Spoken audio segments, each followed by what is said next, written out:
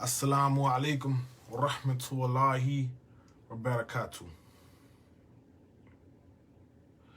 Bismillahir Rahmanir Rahim. Alhamdulillahi Rabbil Alameen. Wassalatu wassalamu ala ashwafil anbiyahi wa mursalin. Muhammadu wa ala alihi wa S.A.B.I.C ajma'in. Amma ba'd. We start off by praising Allah subhanahu wa ta'ala, sending blessings and salutations upon the Prophet Muhammad sallallahu alaihi wasallam, his descendants, and everybody that came after him. I got a message from a sister, and it really touched me in a way that it really messed me up, man. You know what I'm saying? It brought me back to how I was and how I felt in the situation that we was talking about. She sent me a message and she told me that I'm happy with what you doing on social media, spreading Islam, you know what I'm saying? And she said she found a way to send it to the brothers that's in prison through JPay. If a lot of y'all have family in prison, y'all understand about JPay. Everybody know about JPay, And it made me think about when I was in prison, It made me think about those feelings I had sitting alone, those thoughts that ran through my mind as a new revert to a whole new way of life I'm still learning about, you know what I'm saying? And I'm gonna be straight up. I'm not gonna cut no corners. I'm gonna be straight up. I became Muslim in 2018. I was in a lockdown cell, and I was talking to a brother that was already Muslim. He was a couple cells down from me, and I told him, I said, I don't know how we got on the conversation. I told him, I said, I thought about becoming Muslim, but I have to read the Quran to see if it fit me. So he was like, man, you in luck. I got one down here. He told me pass him a sock, because when I was in prison, we keep the Quran clean. Brothers were so strict, they didn't want certain people touching their Quran. So I sent him a sock. He put the Quran in a sock, and he passed it down to me, to my cell. I'm just giving you a little, I'm putting you in my world. I'm putting you in my world. And I got the Quran, and I started reading it. I opened it with the context and seeing the chapters. It was saying the cow, the ant, the spider, and I took it for some type of joke. I looked at it like, man, what kind of book this is with names, with chapters like this, chapters have these names. I took it for a joke. So I said, okay, cool. I ain't got nothing else better to do. I'm tired of watching TV. The TV sitting right in front of my cell. I'm tired of watching TV, man. We watch the same thing over and over. 5 o'clock, we watching the news. 10 o'clock, we watching the Real. 12 o'clock, we watching ESPN. 3 o'clock, we watch some type of game. I got tired of seeing that. It was this constant daily thing. So I said, let me read this down. Let me see what's up with this. Let me see what's up. So I got to reading. I'm not no dumb dude, bro. Alhamdulillah. I ain't no dumb dude. I got a little intellect with me, you know. So I got to reading. And I got to saying, man, it's very interesting what it's saying, what it's talking about, you know. Going off of what the little knowledge that I had of Christianity. Going off of what I used to hear in church. The little here and there stuff I used to hear. So I'm reading. And as I kept reading, I started understanding. It got to the point to where I didn't want to put it down. I just kept going. Anxious. One eye open, one eye closed. Falling asleep reading it. I take the corner of the page. I still got that same Quran. Matter of fact, hey, you go grab it for me? That small one, you heard me? I'm going to show you. I still got the same Quran to this day. You know what I'm saying? I used to read it, and wherever I stop it, I ain't had no bookmark. I fold it on the end. I fold it on the tip.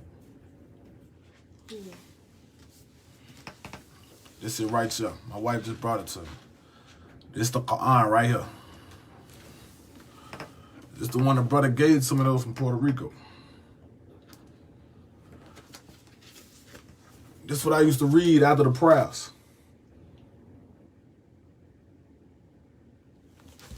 That's what I used to read. And a lot of stuff, the main thing I used to like to read is when Allah say, Ya ayyuhalladhina amanu, oh you who believe. I used to skip through the pages just to see what he say about oh you who believe. So I just keep reading. I kept reading. Until one day, I laid down, I put it down, and I thought, I got to thinking. You know, I was always the type of man who worried about how people would look at me. So I got to thinking like that. I got to think like, man, how this gonna look, man? I come in here, I come in lockdown, a whole gangster, man. A whole gangster. And here it is, I come out here like I'm Muslim now. You know, I'm like, man, how people gonna look at me? And I thought about this hard. This is what's going through my mind, bro. I'm like, man, how everybody gonna start perceiving me now? You know what I'm saying? I know I ain't scary. You know, when I was in prison, I wasn't under nobody from the same city I was from. You had people coming up being, oh, you from Baton Rouge? All right, oh, we cool. Because they was scared. They running in packs. I never ran in a pack. Anybody you know on my page or anybody you know who did time with me, they'll tell you. They'll tell you, I ain't running no pack. I stood on my own 2 feet. I stood by myself. If anything, I'll beat you up from Baton Rouge. Just being straight up with you. So, but these thoughts ran through my head like, man, what is... Because in prison, Muslims stick together. If you touch one Muslim, all of them gonna ride. Every last one of them. Some brothers don't have no understanding. They gonna ride right or wrong. They gonna try to kill you. They gonna try to stab you up. And that's facts. And the brother who in prison watching this live right now, they can relate to it. They know how it go. But that's on a lack of understanding. I'll get to that later. So these thoughts run through my head, like, how my family gonna perceive me? You know, here it is. I'm Muslim. You know, they gonna think I done came to jail, lost my mind, and, you know, I gotta think about it. They gonna reject me and start treating me differently. You know, all this stuff came up in my head, man. You know, I got to think like how life was going to be for me being Muslim. You know, you turning into something. I was turning into a most liked and most loved person to become one of the most hated, most misunderstood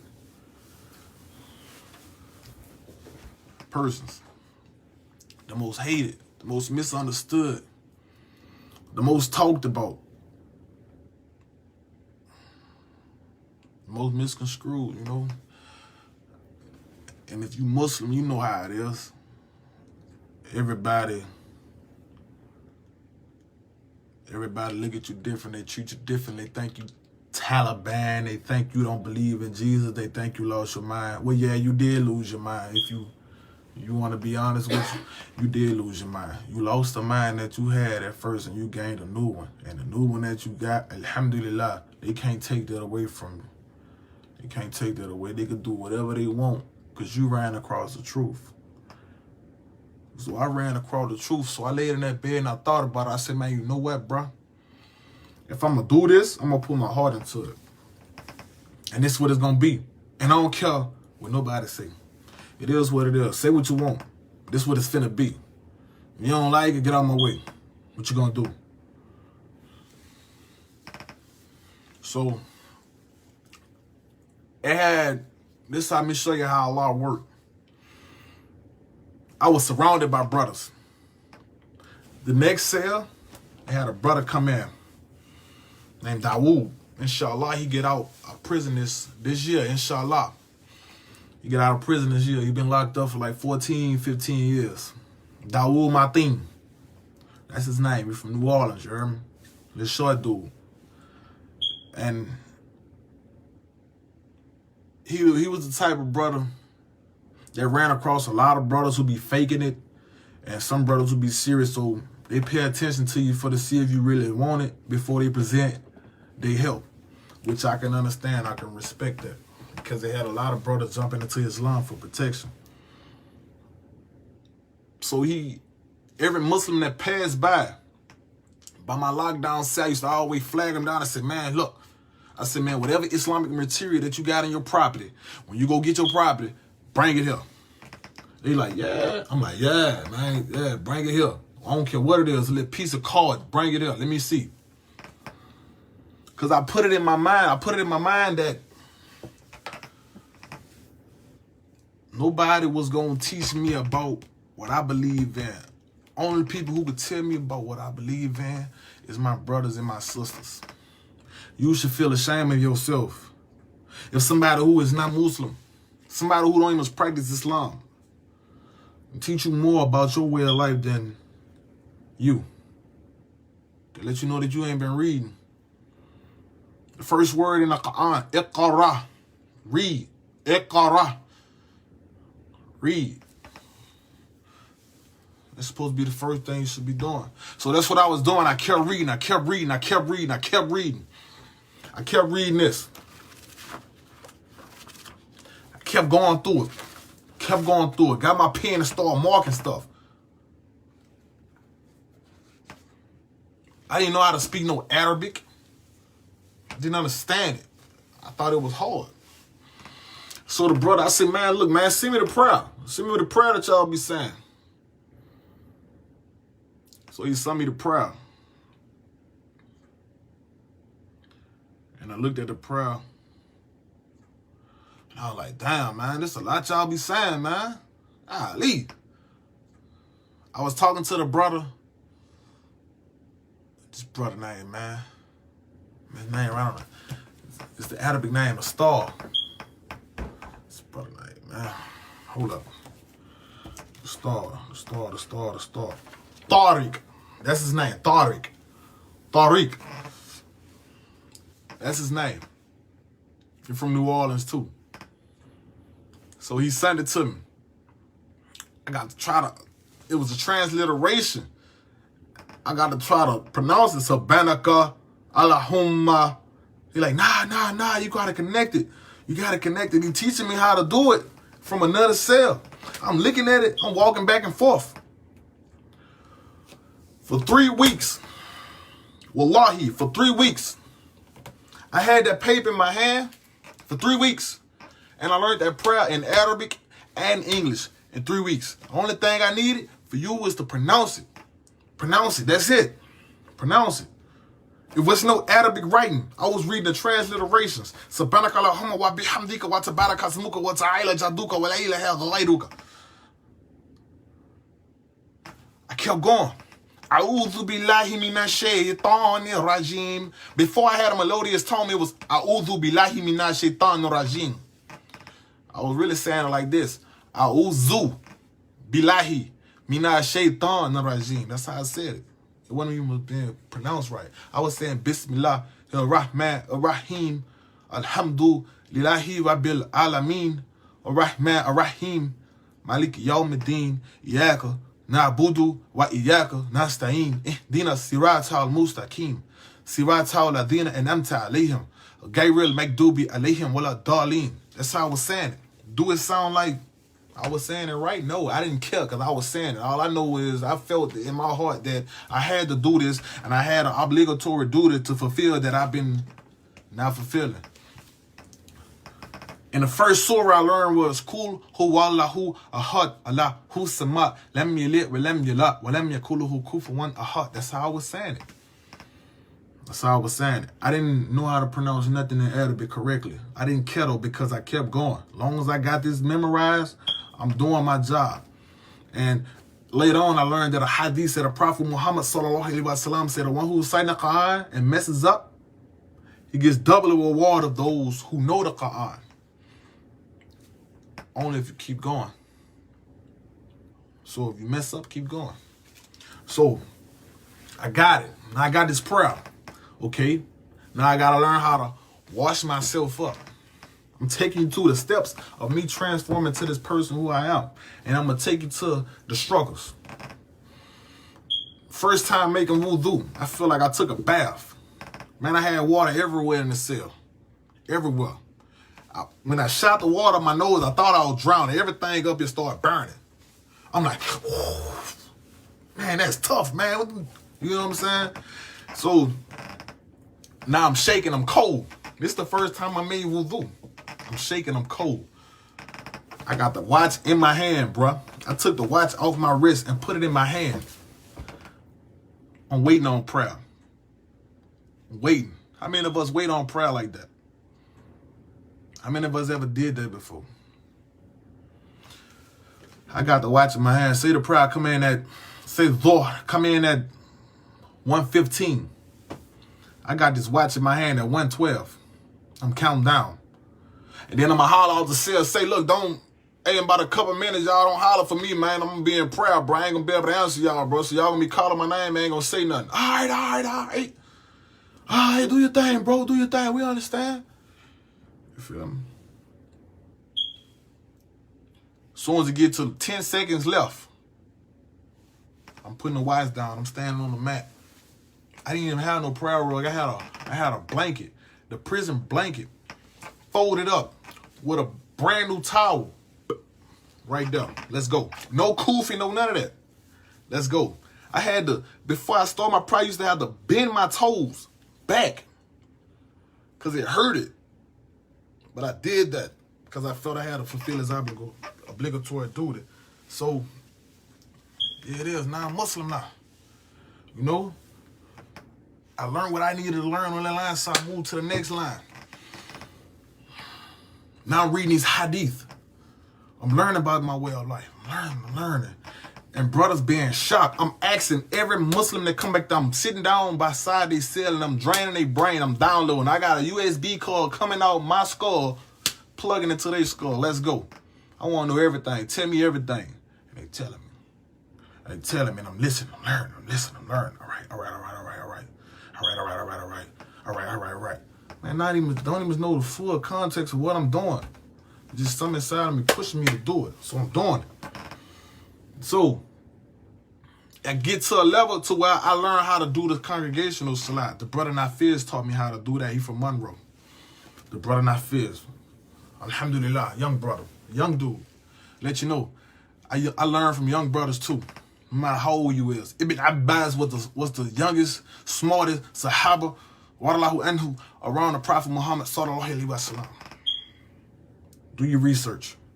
He was the youngest, smartest one. He was in a circle with Umar ibn Khattab. Do your research.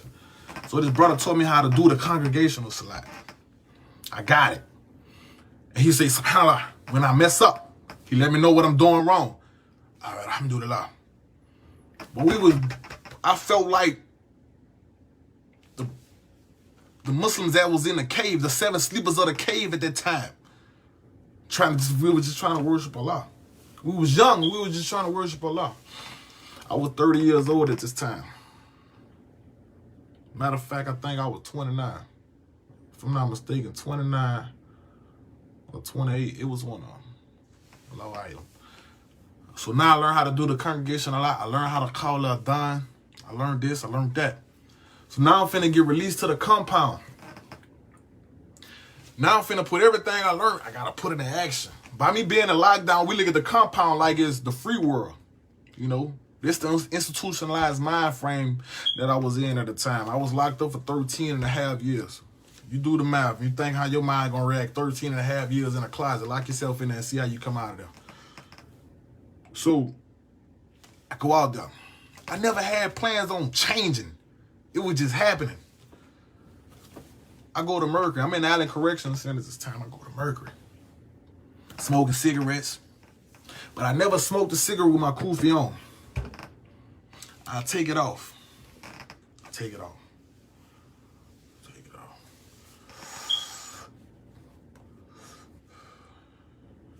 Finish smoking it. I put it back on.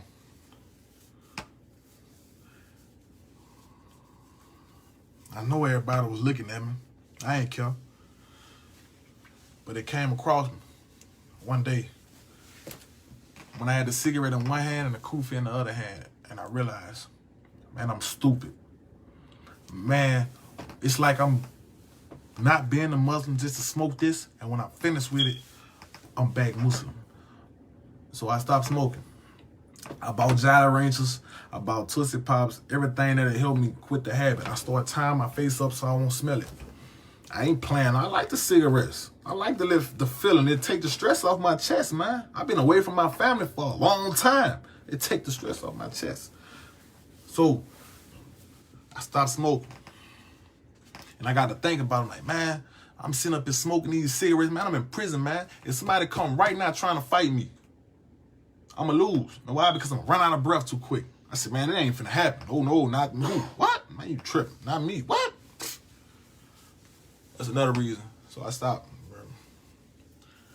So now I'm watching my words. I stopped cursing without me even really knowing. I'm doing a lot. Sometimes, you know, people get pissed off. Them old ways come out. It's hard to control your anger, but a strong man is one who can control his anger. So I stopped cursing. I started walking different. I started walking with a lot of confidence, but not arrogance. Humble. You know what I'm saying? And everybody who knew me, they were looking at me like, man, what up, man? You all right, man? So they wanted to learn. They started watching me. And they started sneaking up on me. I said, say, bro, man, I respect what you, man, you was something serious at first, man. I respect what you doing, man. Keep that up, man. Say, man, you gotta teach me that one day, man. Teach me that, you heard me? I say, all right, bet, man. Just look, I say, look, this is what I'm gonna do. I'm gonna get a book. I'm gonna wrap it up and just drop it off on your bed, you heard me? So everybody won't be in your business of what you got going on. Just read it at night when ain't nobody really paying attention. So I bet. So here, you know what I'm saying? Because people had a gangster image, man. These dudes was stabbing everybody and their mom in this jail, man. But they hated that deep down inside. They hated it. They want to change it. You feel what I'm saying? And they seen in me. They say, man, if that dude can do it, man, I could do it. If that dude could do it, I could do it. But they was so stuck on their self and on their self-image.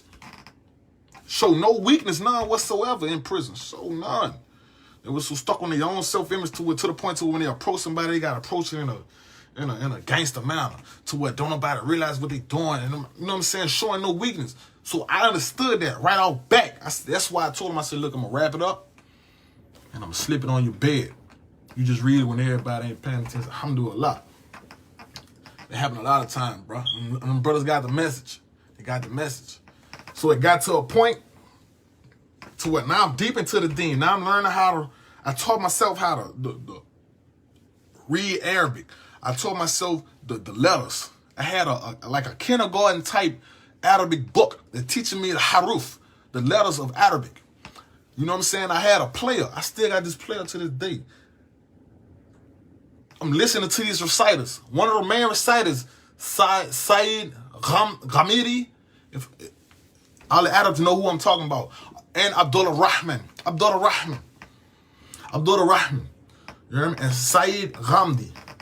I was listening to these brothers, how they reciting it. And the first recitation of the Quran, and I heard a melodious song, in a melodious way, Astaghfirullah, not those who don't sing, in a melodious way, was Abdul Rahman reciting Surah Al-Asr, by the token of time.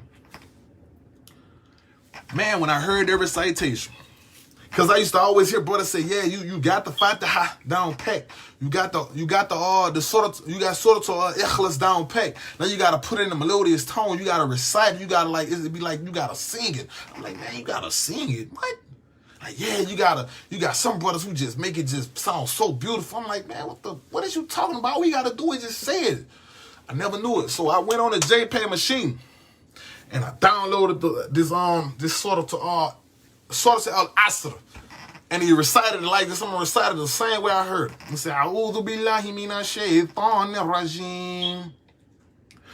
Bismillahir rahmanir rahim. Wal asr innal insana lafi khasr. Illa alladhina amanu wa amilus solihat. إلا الذين آمنوا وعملوا الصالحات وتواصوا بالحق وتواصوا بالصبر. That's how you recite it.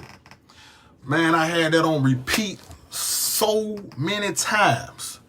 Man, I was enthralled. I'm like, man, that sounds so good, bro. I'm like, ooh, man, I don't know how to sing. I do not know how to sing, bro. My grandma used to try to force me to sing in a choir.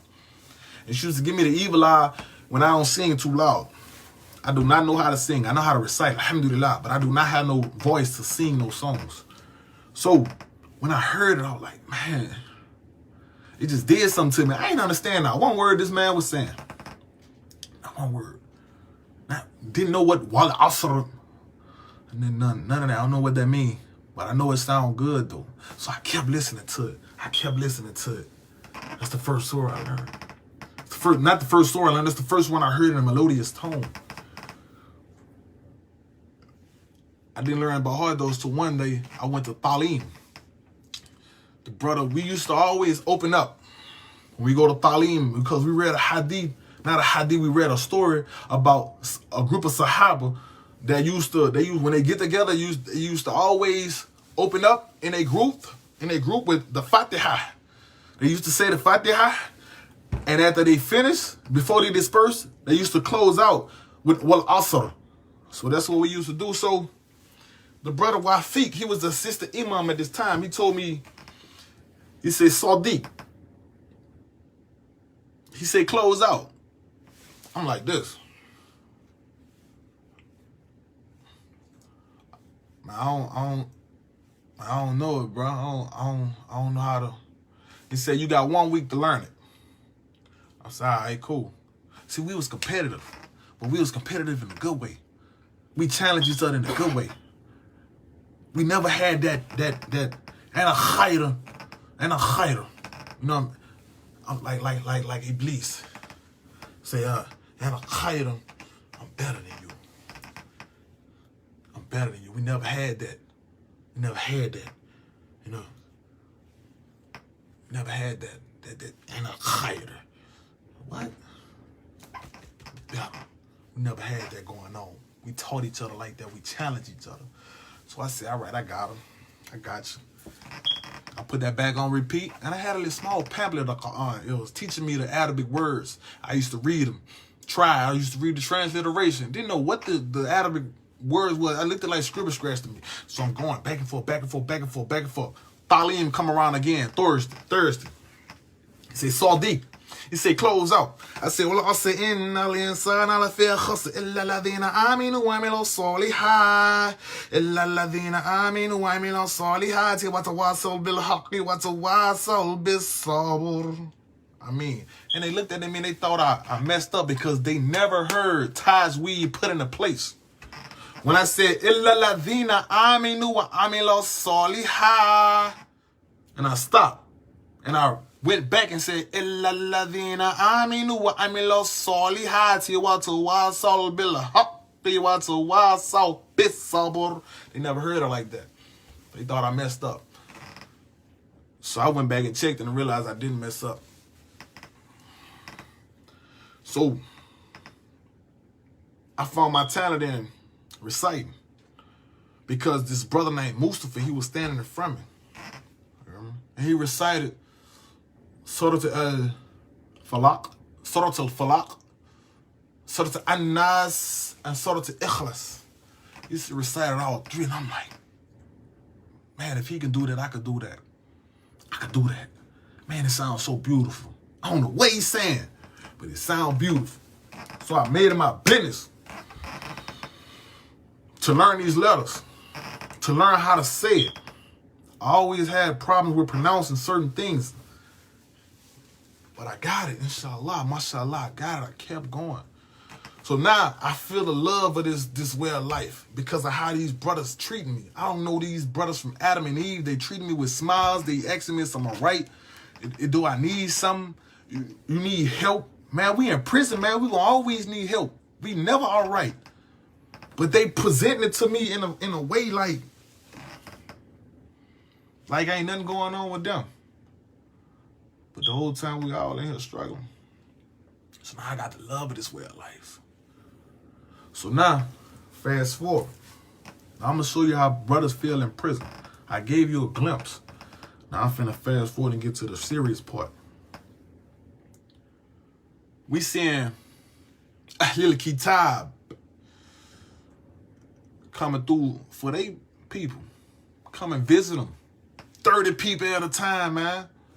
Bringing Bibles, bringing rosaries, bringing all kind of stuff for they people. How many Muslims you think I seen come off the street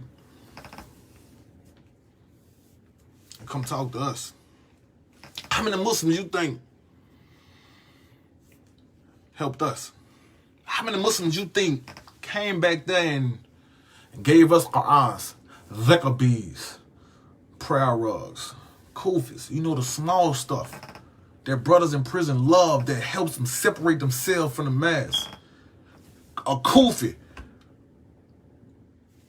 will turn a brother so right, because now he wearing something to separate him from everybody else. Just like he used to wear red and blue. Just like he used to be a blood in the crib that separated him from everybody else. You gave him another uniform that he can wear in a righteous manner. A kufi. I done seen prayer rugs make a brother start making this salah. Before he had a prayer rug, he wasn't praying at all. I done seen brothers get a brand new prayer rug and get this old prayer rug to this brother. Here, brother. Assalamu alaikum wa rahmatullahi wa barakatuh. 2 days later, you see this brother got a dent in his prayer rug. Praying way more than the person who gave it to him. If you in prison, and you been in prison, you can relate to what I'm talking about, bro. You done seen it with your own 2 eyes, too. You feel me? Well, nobody coming back there teaching us nothing, man. And don't say it wasn't possible. I'm going to keep it real, bro. It had one brother, you heard me? I ain't going to say his name, you know. I know better. I know enough about Islam not to speak on the names, you know what I'm saying? I know about backbiting. I know about slandering. I got full knowledge of that. And when I talk, I watch what I say, bro. Trust me. Alhamdulillah, we don't know what's in a brother's heart. But I'm a full believer that you can get a glimpse of what's inside by the actions. By brother actions. I had this one brother, alhamdulillah, subhanallah. Before he come see the Muslimin, he go visit Ahlul Kitab. Yeah. He catered to the Ahlul Kitab like it was his ummah. He catered to the people of the book like that was his ummah. Sometimes we didn't even know he was on the compound to see us until we just slid into this office and realized he was there. dry greeting. Assalamu alaikum. Happy to see somebody from the outside world that believe in what I believe in. Assalamu alaikum. Ah, wa alaikum salam. Walaikum salam. Walaikum salam. What that mean, man? I know that ain't right. Walaikum salam. I ain't never read it written like that. Walaikum salam. But I ain't gonna say nothing though. Walaikum salam.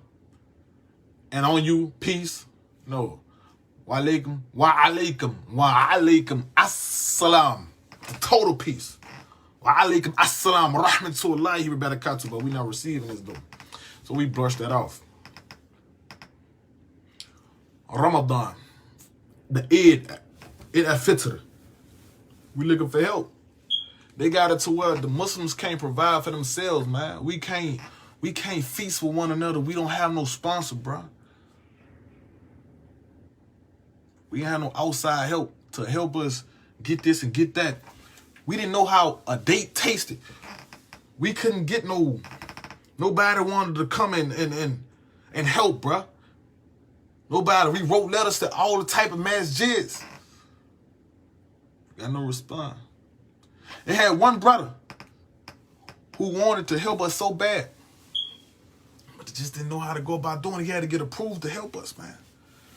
The warden, the Catholic, Mushrikin, Mushrik.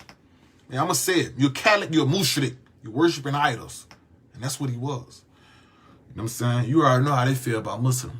They feel like we misguided, we on the wrong path, we worship the devil and all this other stuff, you feel what I'm saying? So you already know the underscore tension that's going on between us and him. So, but we keep in a professional demeanor when we communicate. But we know deep down inside, yeah, I know you don't like me.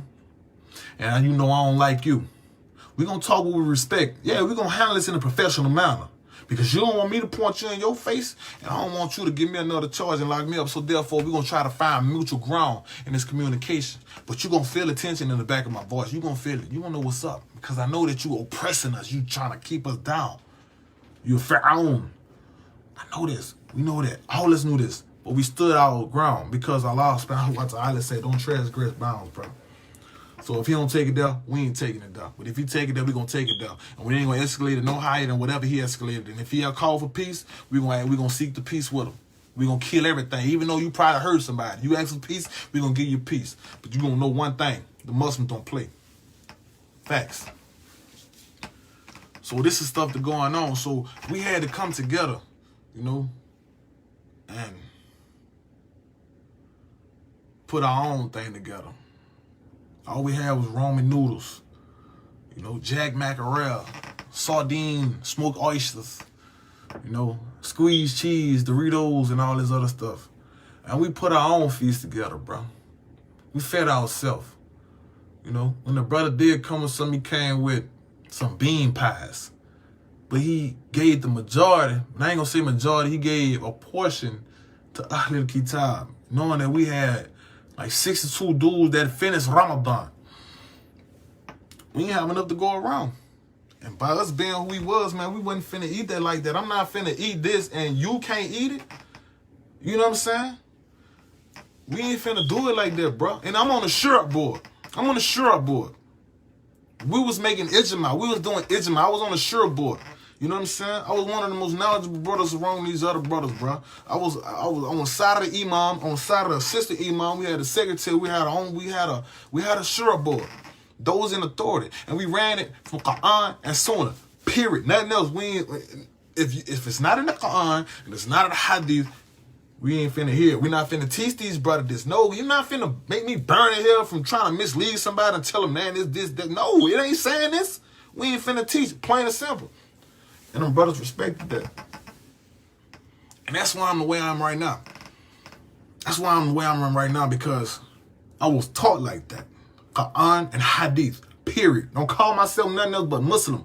That's enough said right there. One who submit his will to Allah subhanahu wa ta'ala. And when I came home in this free world, I was never prepared. I was never prepared for everything that came to me. I was never prepared for it. See, in prison, it's a controlled environment. It's controlled. The shaitan can't really do too many tricks on you. We was in a controlled environment. There's a lot of hadiths I done read. I read a lot of Bukhari. I went to Talim every night, man. I held Jumu'ah a couple times. I did a lot of reading. I read the Quran like 4 times. I learned by heart, alhamdulillah, like 29 surahs of the Quran and like 7 or 10 parts of the Quran. You know, I was striving hard. But see, when I came home into the free world, it's a lot of stuff I wasn't prepared for.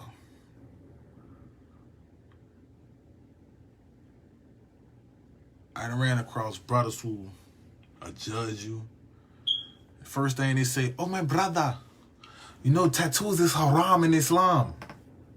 He said so much it started rhyming to me. Islam, haram, Islam, haram. I'm like, man, that's all you see is tattoos? That's all you see? You know what I'm saying? And that stuff will get to you when you think the love that I feel in prison in Islam, around these real good brothers, I was expecting I was going to get the same thing when I got out. But I didn't. I didn't. The first, it's a lot of Arabs in Baton Rouge. I don't even think they practice Islam. You know what I'm saying? And it's obligatory upon them to spread the word. They was charged with the same obligatory duty as the Jews. The same obligatory duty. Ask one of them. See if they gonna lie. So I go to a masjid, the first masjid. I'm not feeling the love I used to feel for my brothers when I was in prison. It's like I was looking for to be recognized as Muslim. Just to hear a brother say, Assalamu alaikum, man, that made me feel so good. Like, wa alaikum assalam, rahmatullahi wa barakatuh. And it got to a point where I just wasn't hearing it. I guess because these tattoos, I guess my past. I feel like I ain't supposed to be Muslim. Now, and I heard it. I heard it a lot. I heard it a whole lot. You know, and I know there's a lot of brothers who come home from prison and go through that. And to be honest with you, a lot of brothers who learned Islam in prison, a lot of them be 2 steps away from being an alim. For being an alim. Ulama. 2 steps away from being scholars. 2 steps away from being a hafiz. A hafiz al-Quran. While some of us brothers who've been out here, never been to prison, only memorized 2 portions of the Quran. قُلْ هُوَ اللَّهُ أَحَدٌ اللَّهُ الصَّمَدُ لَمْ يَلِدْ وَلَمْ يُولَدْ وَلَمْ يَكُنْ لَهُ كُفُوًا أَحَدٌ. That, and Bismillahir Rahmanir Rahim. إِنَّا أَعْطَيْنَاكَ الْكَوْثَرَ فَصَلِّ لِرَبِّكَ وَانْحَرْ إِنَّا شَانِئَكَ هُوَ الْأَبْتَرُ. That's all we know. And we're supposed to memorize the Quran as much as we can. So, before you throw a rock at somebody, just think about that hand that's covering that rock. Just think about it. So if that's your brother in Islam, treat him like your brother in Islam. Even if you feel like he a fake Muslim, that ain't for you to judge. You know, I've seen a lot on him. But you never know, that fake Muslim may become a real Muslim the next day. You never know.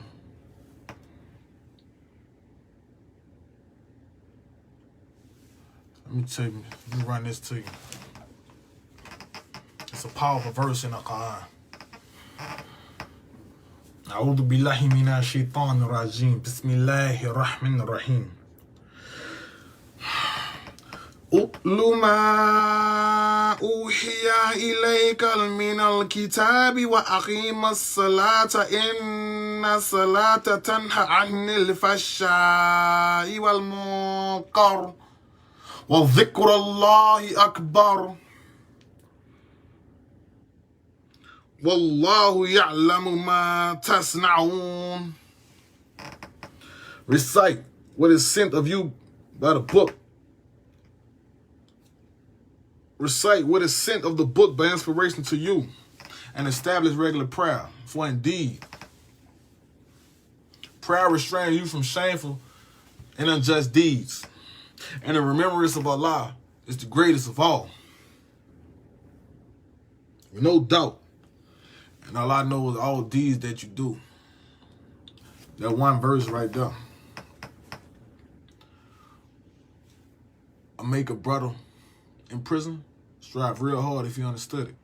أُتْلُ مَا أُوحِيَ إِلَيْكَ مِنَ الْكِتَابِ وَأَقِيمَ الصَّلَاةَ إِنَّ الصَّلَاةَ تَنْهَى عَنِ الْفَحْشَاءِ وَالْمُنكَرِ وَذِكْرُ اللَّهِ أَكْبَرُ.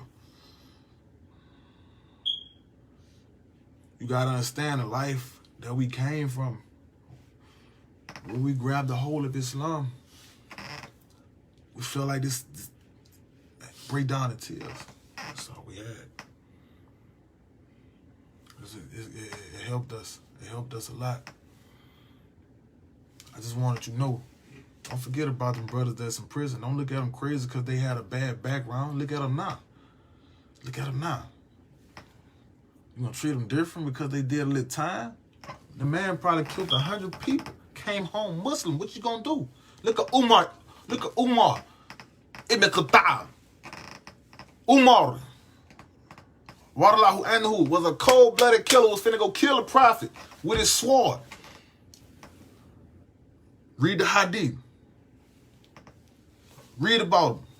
Read about Ali with the two-headed sword. Cold-blooded killers. Now he promised paradise. So, with that being said, I ain't gonna hold y'all up.